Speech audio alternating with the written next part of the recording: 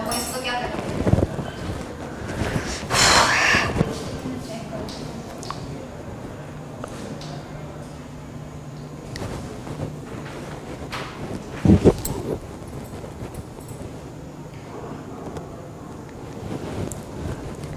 Hello everyone, welcome to Pradis institute of education. This is your Pooja ma'am और हम लोग कर रहे हैं 10th CBSE बोर्ड एग्जामिनेशंस की तैयारी। ठीक है, हमारा सोशल स्टडीज का रिवीजन चल रहा है जिसमें हम ज्योग्राफी क्या कर रहे हैं, रिवाइज कर रहे हैं, जिसमें आपका चैप्टर 3 वाटर रिसोर्सेज हम आज स्टार्ट कर रहे हैं। तो आज हम लोग वाटर रिसोर्सेज के साथ उसका वन शॉट रिवीजन भी करके और मल्टीपल चॉइस क्वेश्चंस भी उसके आज लगाएंगे ताकि चैप्टर आपका पक्का याद हो जाए। ठीक है, तो चलिए शुरू करते हैं। So before moving forward let me tell you about Pradis education. आपके लिए लेकर आया है एक लिमिटेड टाइम ऑफर। अगर आप कूपन कोड यूज करते हैं pradis_10 और आपको एनरोल करना है केजी से लेकर 12th तक, तो आपका ऑफर प्राइस है 9,999 का। ठीक है, आप इस नंबर पर जो है इंक्वायरी कर सकते हैं। प्लस प्राडिस एजुकेशन की एप्लीकेशन को आप गूगल प्ले स्टोर और आपका iOS प्लेटफॉर्म से डाउनलोड कर सकते हैं। ठीक है, जैसे ही आप एप्लीकेशन को डाउनलोड कर लेते हैं तो आपको ये सभी फीचर्स एप्लीकेशन पर मिलते हैं। ठीक है, classroom videos, 3D videos, lecture videos, smart board videos, recent live lecture, smart board videos और content, free solution, practice test और वर्कशीट आपको चैप्टर वाइज मिलता है। ठीक है, डाउट सॉल्यूशन रहते हैं, है ना। अगर आपको कोई भी डाउट होता है तो आप बिल्कुल इंक्वायरी कर सकते हैं। तो वाटर रिसोर्सेज हम पढ़ेंगे चैप्टर 1, इसका समरी देखेंगे हम। सो इंट्रोड्यूसिंग द समरी, जो आपका अर्थ सरफेस है ना, अर्थ सरफेस जो है आपका 3/4 वाटर से कवर है। फिर भी हम क्यों बोलते हैं कि वाटर की स्कार्सिटी है? तो जो हम यूज करते हैं, जो चीज हम यूज करते हैं वो क्या है, आपका कम अमाउंट में है। जो हमें चाहिए, है ना, जो हम कंज्यूम करते हैं वाटर प्योर फॉर्म का, वो कम अमाउंट में है। So but very small percentage of water is usable and accessible to us and this is mainly the surface run off, है ना। एक होता है सरफेस रन ऑफ जो सरफेस पे होता है, और एक होता है आपका ग्राउंड वाटर जो आपका प्योर फॉर्म में होता है जिसे हम यूज करते हैं। और ये दोनों ही चीजें जो है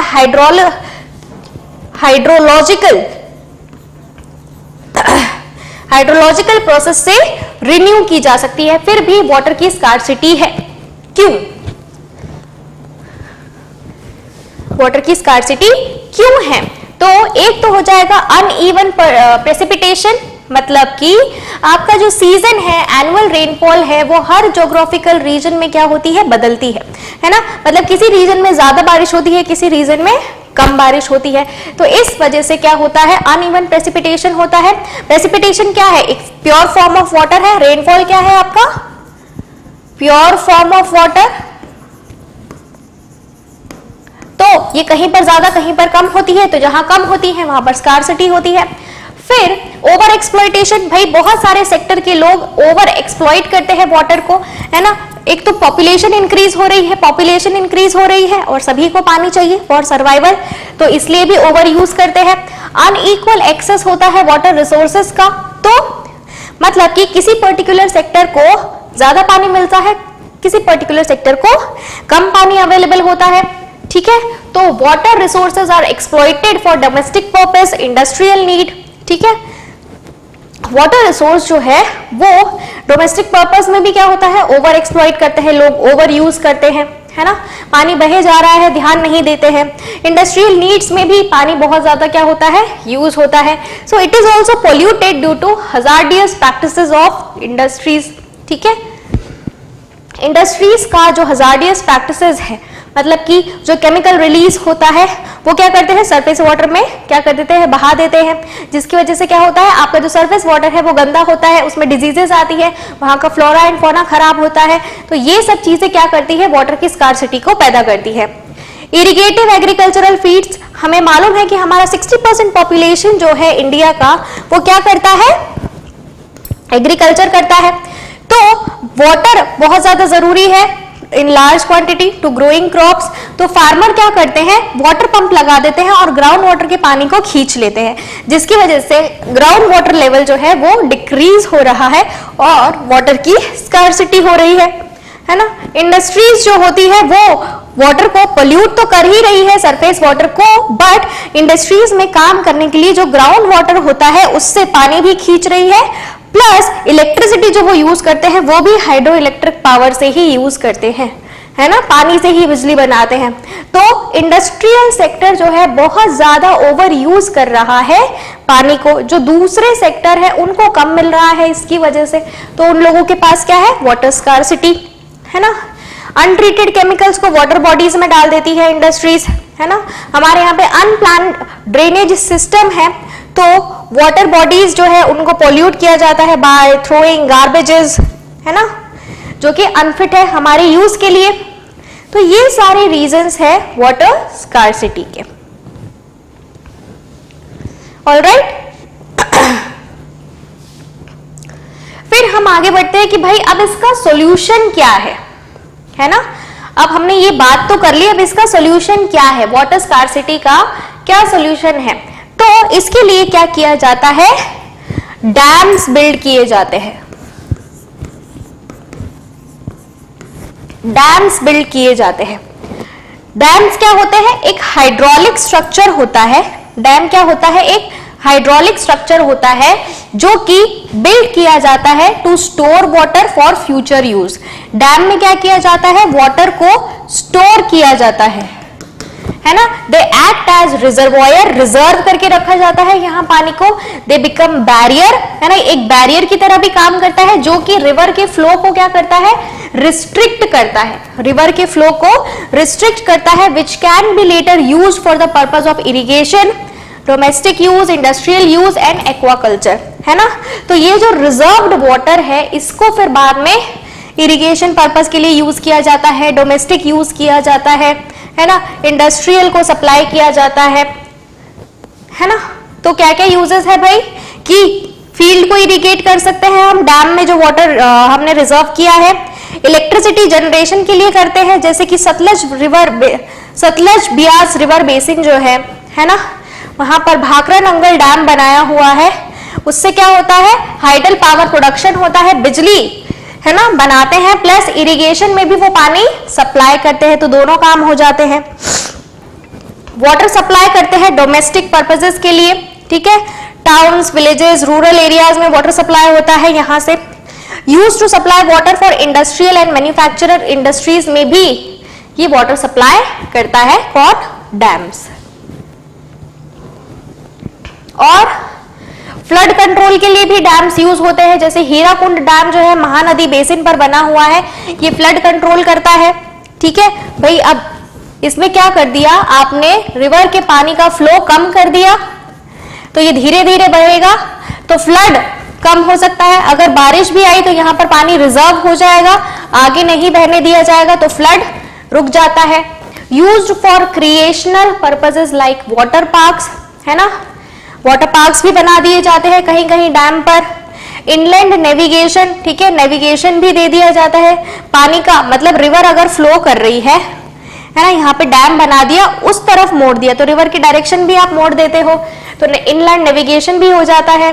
फिश ब्रीडिंग के लिए भी यूज होता है, डैम में जो पानी रिजर्व करके रखा जाता है वहां पर फिश ब्रीडिंग भी कर सकते हैं। इसीलिए जो जवाहरलाल नेहरू हैं उन्होंने क्या क्लेम किया कि डैम क्या है, temples of modern India. Dam को उन्होंने क्या बोला, temples of modern India, as they would help in activities like, क्योंकि वो एग्रीकल्चर में भी हेल्प कर रहे हैं, विलेज के डेवलपमेंट में भी हेल्प कर रहे हैं, इंडस्ट्रीज में भी हेल्प कर रहे हैं, अर्बन इकोनॉमी की ग्रोथ में भी हेल्प कर रहे हैं। इसलिए जवाहरलाल नेहरू ने डैम्स को टेम्पल ऑफ मॉडर्न इंडिया बोला है, ठीक है। अब ये तो हमने पढ़ लिया कि एडवांटेजेस क्या होते हैं, क्या क्या यूजेस होते हैं डैम के। अब हम देखते हैं कि डैम के डिसएडवांटेज क्या होते हैं, ठीक है, डैम के क्या डिसएडवांटेज होते हैं। तो पहले तो जो कंस्ट्रक्शन होता है डैम का, वो क्या करता है, जो नेचुरल फ्लो ऑफ वाटर है उसको इंटरप्ट करता है। भाई जिस फ्लो से रिवर आ रही है उस फ्लो को कंट्रोल करता है, रिटार्ड करता है, which caused irregular flow of sediments, है ना। जो सेडिमेंट्स वाटर के साथ आ रहे हैं उनका फ्लो भी इर्रेगुलर होता है, वो भी यहाँ जमा हो जाता है। Increasing the sedimentation in the reservoir, तो ये जो पानी रिजर्व करते हैं वहां पर सेडिमेंट्स भी बहुत ज्यादा इंक्रीज हो जाते हैं, जिसकी वजह से जो एक्वेटिक एनिमल्स है उनका जीना मुश्किल हो जाता है। एक्वेटिक एनिमल सेडिमेंट्स के साथ ज्यादा नहीं रह सकते हैं, है ना। So the dam led to fragmented rivers which caused the migration of aquatic organisms difficult, है ना। तो जो एक्वेटिक लाइफ होती है जो रिवर के साथ फ्लो करती है उनका जीना मुश्किल हो रहा है, उनका लाइवलीहुड क्या हो रहा है, खत्म हो रहा है। वो माइग्रेट करके दूसरी तरफ जाती है, उनका माइग्रेशन खत्म हो रहा है। ठीक है, तो ये एक क्या है, डिसएडवांटेज है।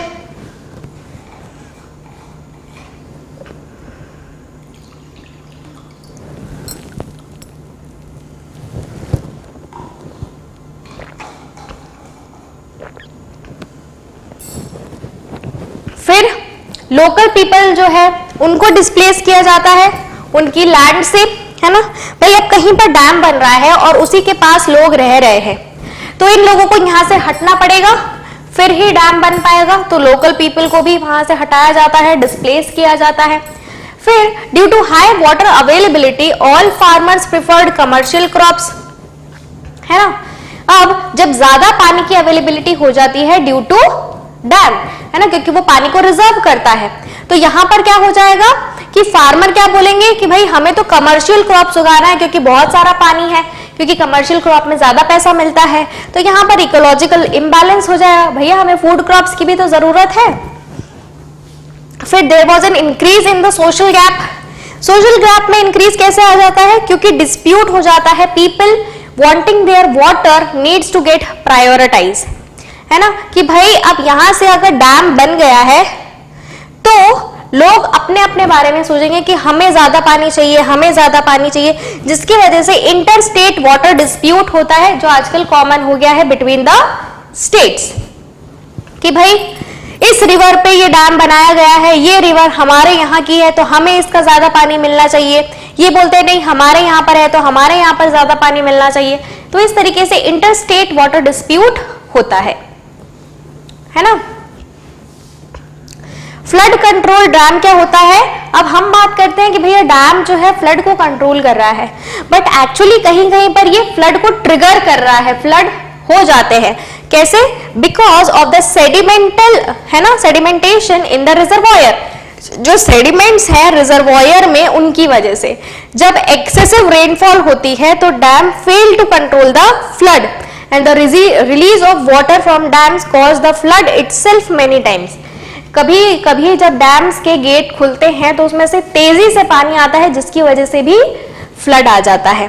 सो लैंड डिग्रेडेट भी होती है यहाँ पर, है ना, बहुत सारी लाइफ को लॉस होता है, प्रॉपर्टी लॉस होता है, फ्लड भी आ जाता है जो कि सॉइल को इरोड कर देता है। तो ये भी सारे डिसएडवांटेजेस है of dams.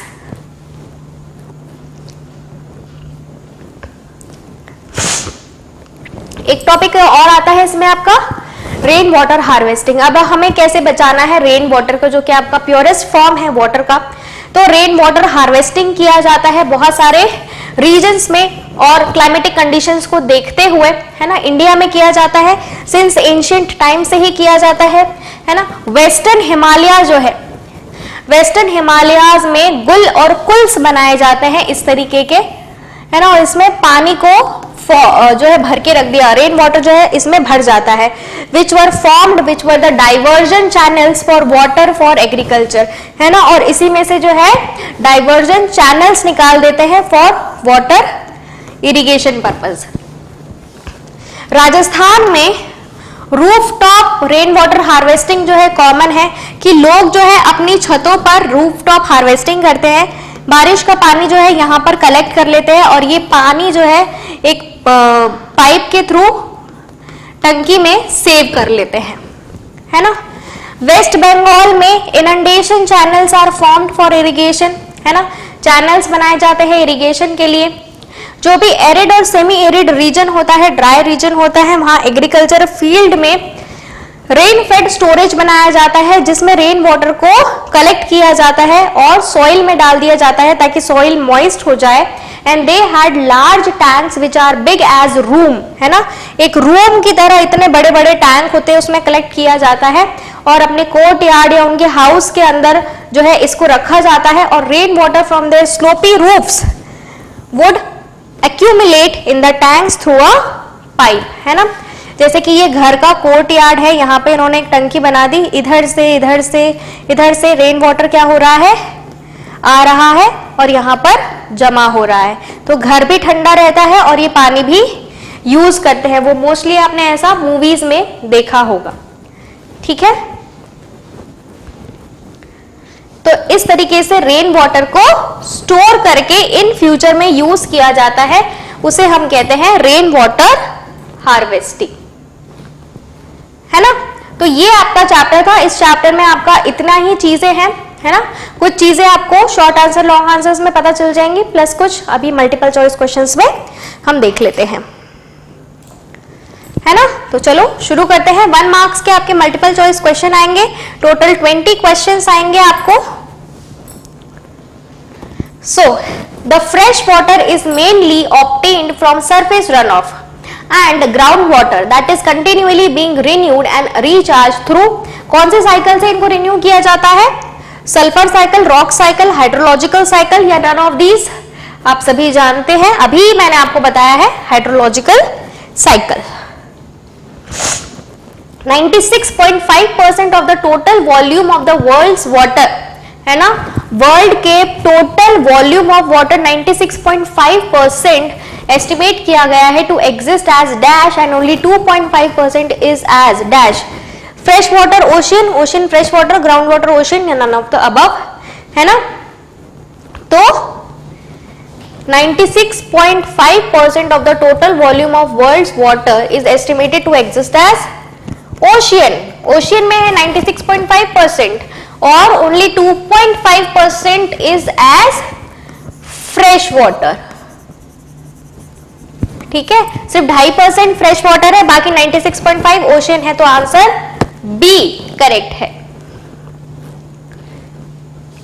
Nearly 70% of the fresh water occur as ice sheet and glaciers in dash Greenland and the mountainous regions of the world. तो ग्लेशियर्स कहाँ के, अंटार्कटिका, साइबेरिया, अलास्का या रशिया, है ना। तो अंटार्कटिका में जो ग्लेशियर्स है ना, अंटार्कटिका में जो ग्लेशियर्स है वहां पर 70% फ्रेश वाटर जो है आइस शीट और ग्लेशियर के फॉर्म्स में है, और ग्रीनलैंड में भी, ठीक है। A little less than dash of fresh water is stored as groundwater in the world. कितना, 5%, 20%, 10% या 30%, है ना। तो 30%, a little less than 30% of fresh water is stored as groundwater in the world aquifer. India ranks dash in the world in terms of water availability per person per annum. India कौन सी rank पर है पूरे world में water availability के लिए, है ना। तो इंडिया की रैंक है 133, ठीक है, पर person per annum. As per one of the Swedish expert, water stress occurs when water availability is between dash and dash cubic meter per person per year. कितना वाटर अवेलेबिलिटी होना चाहिए जिसकी वजह से वाटर स्ट्रेस हो जाता है, कितने वाटर अवेलेबिलिटी की वजह से, है ना। तो 1000 और 1600 के बीच में अगर वाटर अवेलेबिलिटी होता है तो वाटर स्ट्रेस आता है। In India, dash contributes approximately 22% of the total electricity produced. India में 22% इलेक्ट्रिसिटी प्रोड्यूस होता है किससे, टाइडल, न्यूक्लियर, थर्मल या हाइड्रो इलेक्ट्रिक। तो हाइड्रो इलेक्ट्रिक। एंशियंट टाइम से एविडेंस मिले हैं सोफिस्टिकेटेड इरिगेशन के, है ना, कहां पर, एक तो have also been found in Nagarjun Konda, it is located in Nagarjuna Konda, कहां है, आंध्र प्रदेश, उड़ीसा, कर्नाटक या तमिलनाडु, बताइए, है ना, नागार्जुना कोंडा कहां पर है, आंध्र प्रदेश में, ठीक है, डैम है। So 14th century में the tank in Dash was constructed by the Iltutmish for supplying water to Siri Fort. Siri Fort को वाटर सप्लाई करने के लिए इल्तुतमिश ने 14वीं सेंचुरी में एक टैंक बनाया था, कहां, जयपुर राजस्थान, हौज खास दिल्ली, भोपाल मध्य प्रदेश या सूरत गुजरात, है ना, तो हौज खास दिल्ली में इल्तुतमिश ने बनाया था एक टैंक जो कि सिरी फोर्ट को वाटर सप्लाई करता था। Dash is the first state in India which has made rooftop rainwater harvesting structure compulsory to all the houses.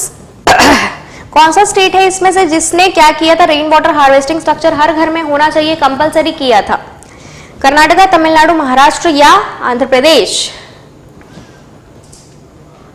है ना, तो तमिलनाडु एक ऐसा स्टेट है जिसमें रेन वाटर हार्वेस्टिंग स्ट्रक्चर होना बहुत जरूरी है हर घर में।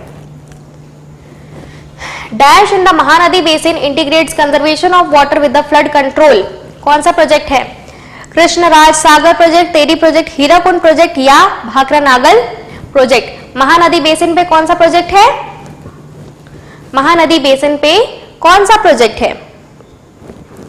है ना, तो महानदी पे हीराकुंड प्रोजेक्ट है। In the Satluj Beas river basin, the dash water is being used both the hydel power production and irrigation. कौन सा प्रोजेक्ट है, सतलज बियास पे, नागार्जुन सागर, सरदार सरोवर, कलानई प्रोजेक्ट या भाखरा नागल, तो सतलज बियास रिवर्स पर भाखरा नागल प्रोजेक्ट है। Dash proudly proclaimed the dams as the temples of modern India, as it would integrate the development of agriculture and the village economy with rapid industrialization and growth of the urban economy। किसने बोला था temples of modern India, है ना, dams को, सरदार पटेल, जवाहरलाल नेहरू, महात्मा गांधी या doctor B are Ambedkar, तो अभी हमने पढ़ा Jawaharlal Nehru. Bhadu song in a particular region narrates the trouble faced by the people owing to the flooding of dash known as the river of sorrow, है ना, एक सॉन्ग गाया जाता है एक रिवर के लिए, वो कौन सा सॉन्ग है कि भाई बख्श दो, फ्लड मत करो, उसे रिवर ऑफ सोरो भी बोला जाता है, तो वो कौन सी रिवर है, दामोदर रिवर, ठीक है, क्योंकि दामोदर रिवर जब आती है बहुत बारिश होती है और दामोदर रिवर फ्लड लेकर आती है बिहार में। सो Narmada Bachao Andolan is a non governmental organisation that mobilise tribal people, farmer, environmentalist and human right activist against the, कौन सा डैम बिल्डिंग के अगेंस्ट में नर्मदा बचाओ आंदोलन जो है शुरुआत की गई थी, सरदार सरोवर, टेहरी, नागार्जुन सागर या भाखरा नागल। नर्मदा बचाओ आंदोलन कौन से डैम को बनने से रोकने के लिए किया गया था, है ना, तो सरदार सरोवर डैम के अगेंस्ट में एनजीओ ने और ट्राइबल लोगों ने, फार्मर ने बंद कर दिया था क्योंकि वहां से ट्राइबल लोगों को हटा रहे थे। Koyna dam is one of the largest dam located in Uttar Pradesh, Himachal Pradesh, Rajasthan या महाराष्ट्र। कोयना डैम कहां है, तो कोयना डैम कोयना रिवर पर है महाराष्ट्र में, ठीक है। Rihand dam is located on river Rihand, a tributary of, Rihand dam कहां लोकेटेड है, is located on a river, एक रिहांद डैम एक रिवर पर लोकेटेड है, कौन सी ट्रिब्यूटरी है वो, सतलज, सोन, गोदावरी या ब्रह्मपुत्र, है ना, रिहांद डैम रिहांद रिवर पर है और रिहांद किसकी ट्रिब्यूटरी है, तो रिहांद जो है वो सोन नदी, सोन रिवर की ट्रिब्यूटरी है।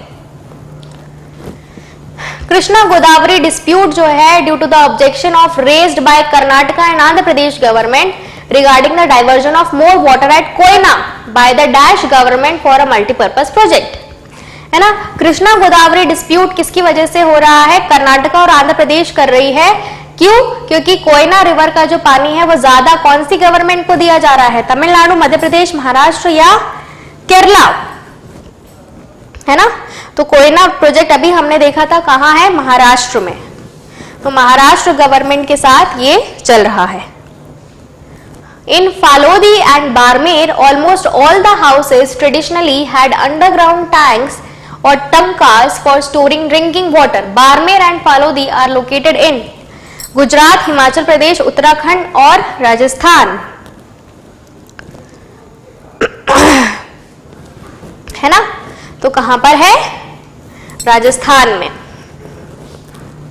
है ना।